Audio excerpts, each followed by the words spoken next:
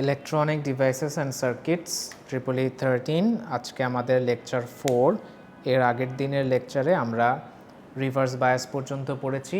PN junction forward bias reverse bias এগুলো আমরা discuss করেছি এখন দেখব এর ভোল্টেজ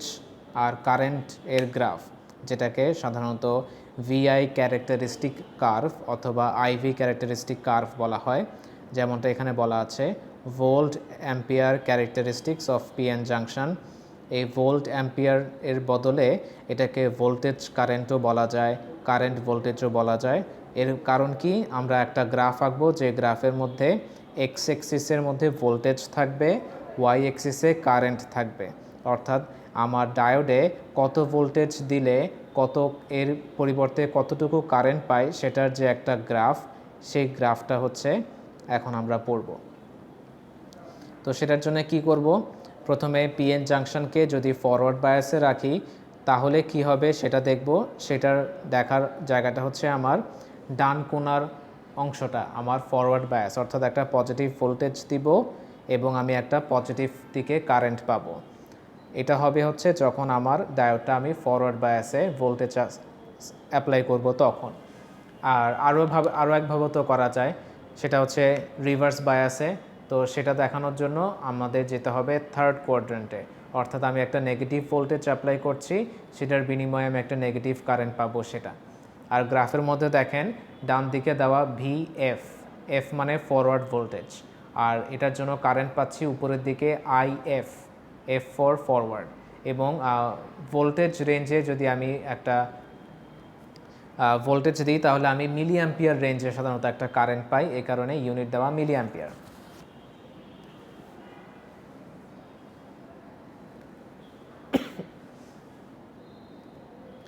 আর বাম দিকে দেখেন দেওয়া আছে ভিআর মানে রিভার্স ভোল্টেজের জন্য আমি কারেন্ট পাবো রিভার্স সাইডে আইআর যেটা সাধারণত খুব অল্প কারেন্ট তুলনামূলক অল্পই পাই যেহেতু রিভার্সে কারেন্ট তো আসারই কথা না কিন্তু কিছু আমরা পাই কিভাবে সেটা আমরা দেখব একটু পরেই আর সেটার মান হচ্ছে মাইক্রো অ্যাম্পিয়ার রেঞ্জে আচ্ছা এখন প্রথমে দেখি ফরওয়ার্ড বায়াসে কী হচ্ছে অর্থাৎ ডান দিকের অংশে দেখেন আমি ফরওয়ার্ড সাইডে যখন ভোল্টেজ অ্যাপ্লাই করা শুরু করব তখন শুরু থেকে আমার কারেন্ট খুব একটা বাড়ে না কারণ কি ওই যে ভিতরের যে পোটেনশিয়াল বা একটা ব্যারিয়ার যেটা আছে ওইটাকে তো আগে ওভারকাম করতে হবে যেটা বললাম জার্মেনিয়ামের জন্য 0.3 হয় তার মানে 0.3 পর্যন্ত কারেন্ট খুব একটা বাড়বে না মানে এতই সামান্য থাকবে যে মনে হবে কোনো কারেন্টই নাই আর সিলিকনের জন্য সেটা 0.7 পর্যন্ত তো ওই পয়েন্টটা পার হওয়ার পরে এখানে যে গ্রাফটা পাচ্ছি এটা কোনো পার্টিকুলার সিলিকন জার্মেনিয়ামের জন্য এটা ইন জেনারেল একটা গ্রাফ এই জন্য এটা দেখেন আনুমানিক 0.2 এর আগ পর্যন্ত এখানে দেখতে পাচ্ছি যে কারেন্ট তেমন একটা বাড়েই নাই তারপর থেকে কারেন্ট বাড়তেছে ভোল্টেজ দিচ্ছি তার সাথে লিনিয়ারলি কারেন্ট বাড়তেছে তার মানে এর আগ পর্যন্ত যে বাড়ে নাই ওই অংশটুকুই ছিল আমার ব্যারিয়ার ভোল্টেজ এই গেল আমার ফরওয়ার্ড সাইডের ঘটনা এখন রিভার্স বায়াসের মধ্যে তো কোনো কারেন্ট পাওয়ারই কথা না কারেন্ট কিভাবে আসে সামান্য একটা কারেন্ট আমরা পাই এটা আসার কারণ হচ্ছে মাইনরিটি ক্যারিয়ার যেটা আপনারা এখানে রিভার্স বায়াসের যে ডিটেলস আছে ওই জায়গার মধ্যে পড়লে আপনারা দেখতে পারবেন অর্থাৎ আমার এই পিএন জাংশন যেটা সেটার আমরা আবার বোর্ডের ছবিতে একটু ফেরত যাই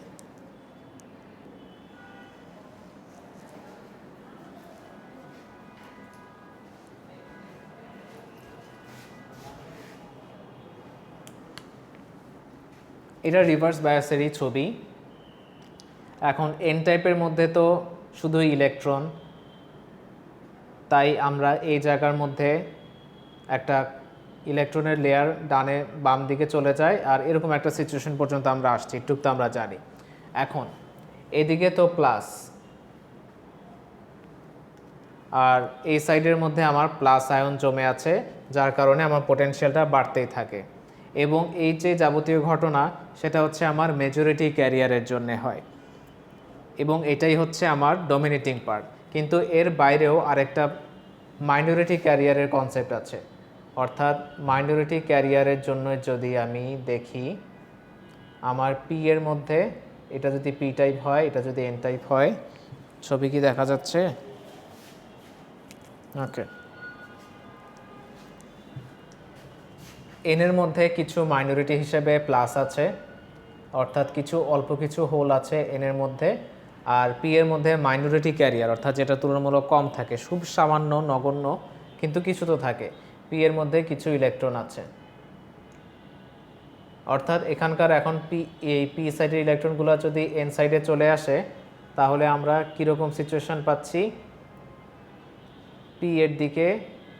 খালি হয়ে যাবে অর্থাৎ প্লাস পাবো, আর এন এর সাইডে ইলেকট্রন চলে আসবে, এদিকে মাইনাস পাবো। দেখেন এখানে কি হচ্ছে, এখানকার ডিপ্রেশন রিজিয়নটা কেমন, ঠিক তার উল্টাটা, মেজরিটিতে যেরকম আসে ঠিক তার উল্টা। তার মানে এই যে কন্ডিশনে আমি রিভার্স বায়াস অ্যাপ্লাই করলাম, এটা ডিপ্রেশন রিজিয়ন বেড়ে যাবে, কিন্তু মাইনরিটি ক্যারিয়ারের জন্য যখন ঘটনাটা ঘটছে তখন অ্যাকচুয়ালি মাইনরিটি ক্যারিয়ারগুলো ফরওয়ার্ড বায়াসে আছে, এই কারণে খুব সামান্য একটা কারেন্ট আমরা পাই।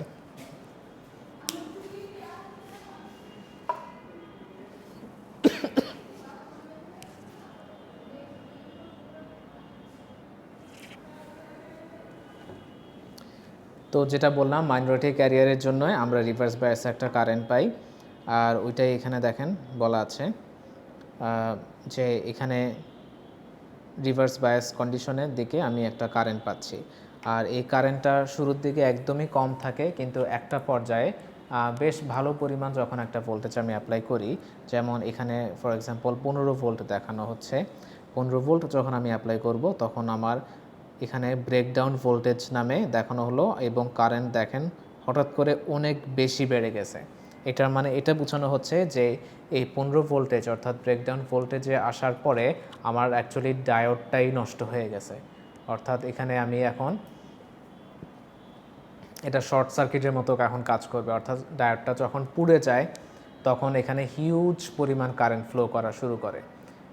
তার মানে এই ব্রেকডাউন ভোল্টেজ যেটা, সেটা হচ্ছে একটা কি বলবো, একটা এন্ড পয়েন্ট, অর্থাৎ এর বেশি রিভার্স বায়াস ভোল্টেজ ডায়োডে যদি আমি অ্যাপ্লাই করি ডায়োড নষ্ট হয়ে যাবে। এই গেল আমাদের ডায়োডের বা পিএন জাংশনের আইভি ক্যারেক্টারিস্টিক কার্ভ। এটা আপনাদের পরীক্ষার জন্য অনেক ইম্পর্ট্যান্ট।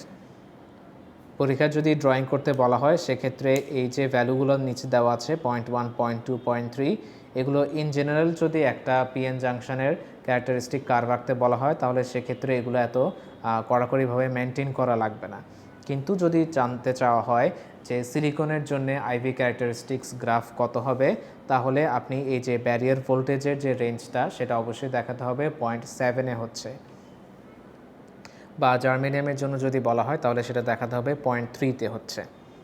আর ব্রেকডাউন ভোল্টেজটা মোটামুটি বেশ দূরে 15, 20, 25 এরকম একটা রেঞ্জে দিলেই হবে।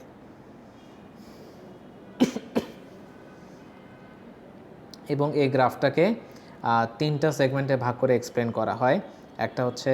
জিরো এক্সটার্নাল ভোল্টেজ, একটা ফরওয়ার্ড বায়াস, একটা reverse bias. Zero external voltage মানে হচ্ছে কোনো ভোল্টেজও দিব না, কোনো কারেন্টও পাবো না। ফরওয়ার্ড বায়াস হচ্ছে আমি একটা ফরওয়ার্ড ভোল্টেজ দিব এবং একটা থ্রেশহোল্ড ভোল্টেজ পর একটা ব্যারিয়ার, একটা নির্দিষ্ট ভোল্টেজের পরে তারপরে আমি কারেন্ট পাওয়া শুরু করব। এবং 0.7, 0.3 এর ভ্যালুগুলো দেখেন এখানে মেনশন করে দেওয়া আছে। সিলিকনের জন্য 0.7 আর জার্মেনিয়াম 0.3। তারপরে রিভার্স বায়াসের জন্যে যে সামান্য কারেন্টটা পায় সেটা আসে হচ্ছে মাইনরিটি ক্যারিয়ার থেকে, এবং বোঝাই যাচ্ছে খুবই সামান্য কারেন্ট, যে কারণে এটা মাইক্রো অ্যাম্পিয়ার রেঞ্জে, যেখানে ফরওয়ার্ডটা ছিল আমার মিলি অ্যাম্পিয়ারে। আর তারপর যদি বাড়াতেই থাকে রিভার্স বায়াসে, একটা পর্যায়ে গিয়ে ডায়োডই পুড়ে যাবে, সেটা হচ্ছে আমার ব্রেকডাউন ভোল্টেজ। এই ব্রেকডাউন ভোল্টেজটা কি সেটা বেশ ইম্পর্ট্যান্ট, এটা একটু ভালো করে পড়বেন, ব্রেকডাউন ভোল্টেজের ডেফিনেশন এবং এটা কী জিনিস সেটা। আর একটু এতক্ষণ যে থ্রেশহোল্ড ভোল্টেজ বলতেছিলাম ওইটার আরেকটা নাম হচ্ছে নি ভোল্টেজ, ওইটা এখানে লেখা আছে।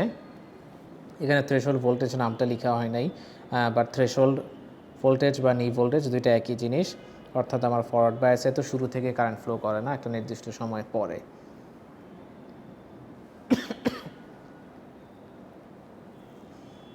আর তারপরে কিছু লিমিটেশনের কথা বলা আছে,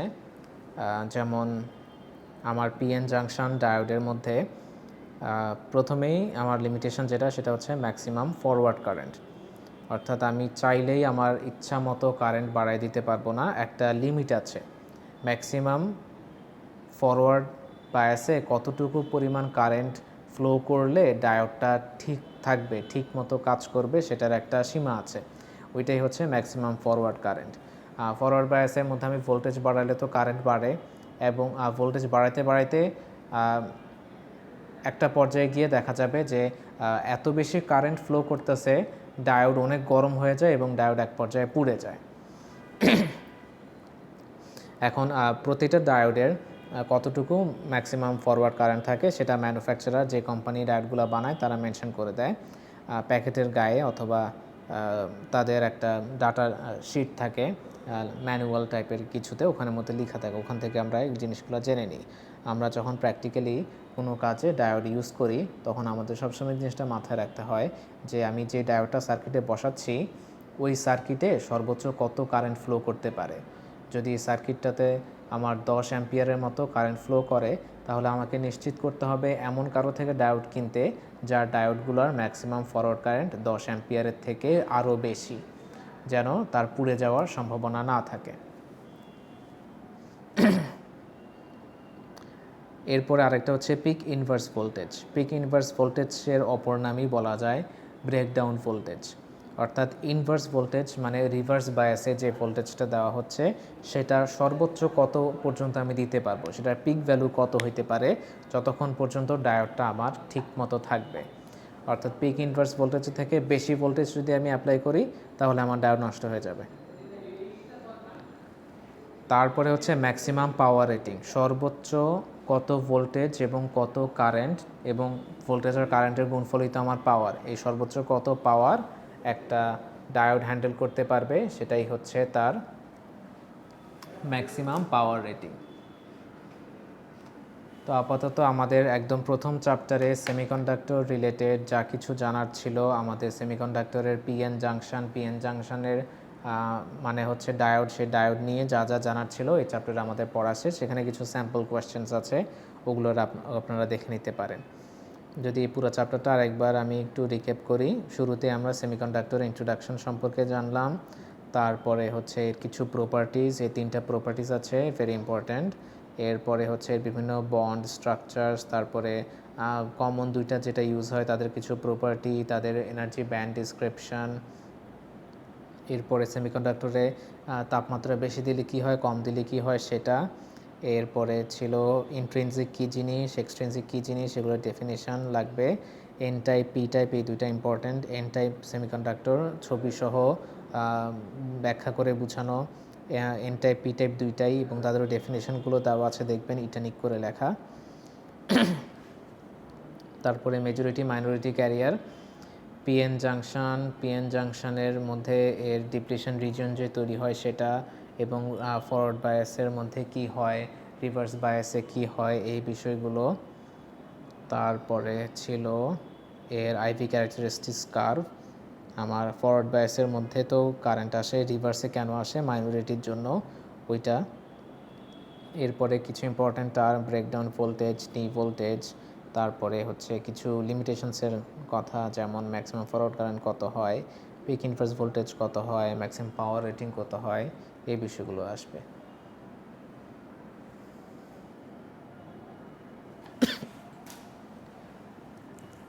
তাহলে আজকে এতটুকু পর্যন্ত থাকুক। আমরা নেক্সট হচ্ছে ডায়োড দিয়ে কি কি বানানো যায়, ডায়োডের কি অ্যাপ্লিকেশনস আছে ওগুলো দিয়ে শুরু করব।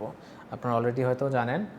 রেকটিফায়ার বানানো যায় ডায়োড দিয়ে, হাফ ওয়েভ, ফুল ওয়েভ, ব্রিজ রেকটিফায়ার, এসব ওগুলো থাকবে আমাদের। আমরা যে বই ফলো করি সেই বইয়ের চ্যাপ্টার 5 আমরা পড়া শেষ করে ফেলেছি, এবং ওই বইয়ের চ্যাপ্টার 6-এর মধ্যে হচ্ছে এই রেকটিফায়ারের অংশটা, আমরা নেক্সট ক্লাস থেকে ওটা শুরু করব।